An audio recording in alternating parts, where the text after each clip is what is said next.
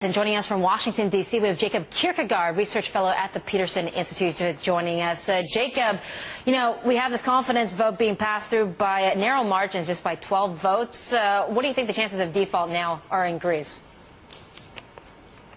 Well, there's no doubt that the confidence vote today was a win for Greece, if you like. But at the same time, it's also very clear that this was the easy part.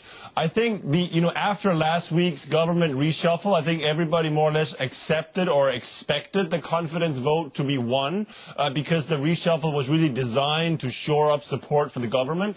But the really tough vote comes next week when it is the parliament and, of course, Papandreou's own PASOK party that's going to be voting on the IMF program. And I think the risk of defection from Papandreou's own party next week might be somewhat higher than it was today. Yeah, Papandreou has been losing members of his government. You know, apparently about 45% of Greeks don't want this austerity package passed through, and they want an election. What do you think the chances are for Papandreou to get Parliament, to get Greece to accept the €78 billion budget cut package?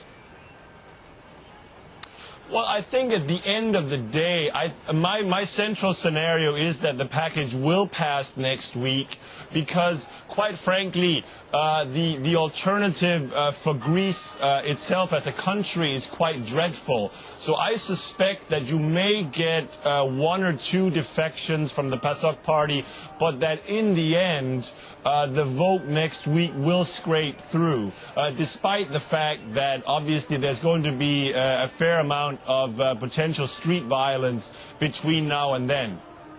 Yeah, and we're looking at live pictures from Athens right now, Jacob, and we have riot police on the streets again with more chaos in the Greek capital. So let me ask you, do you think Papandreou has the votes to get this through? What makes you so sure? He only has 155 seats of his PASOK party in Parliament. Well, basically, it's a choice of, picking the plague or cholera, so to speak. Because for Papandreou's own PASOK party, if you have a new election tomorrow or very shortly after a failed vote, there's almost no doubt that they would lose that election and be out of power.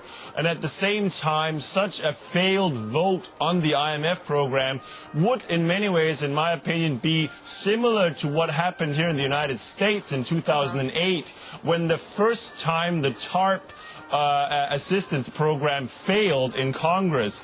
And, immediately after that, the stock market and financial market went into a tailspin. And I would certainly predict something similar to happen in Greece if Parliament were to reject the IMF program and the austerity measures next week. And therefore, ultimately, that's the reason why I do believe that the PASOK party will be able to hold together, simply because the alternative is so dreadful.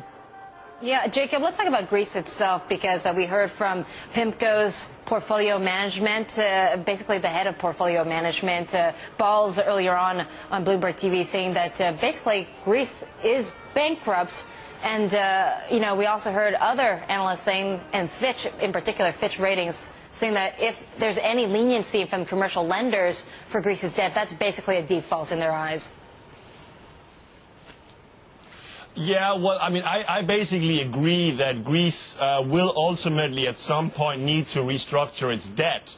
So what we're doing now is essentially we're kicking the can down the road by another 18, perhaps as much as 24 months. But it's important here to understand that this is not time that is being purchased to help Greece sort itself out.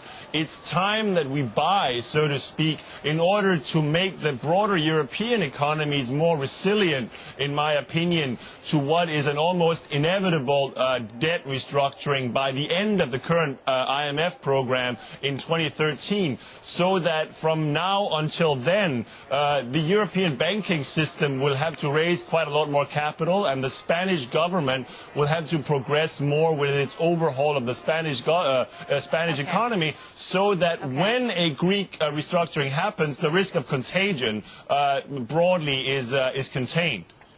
Okay, so it's about buying time right now. Jacob, thank you for your time for us. Jacob Kirkegaard, Research Fellow at the Peterson Institute.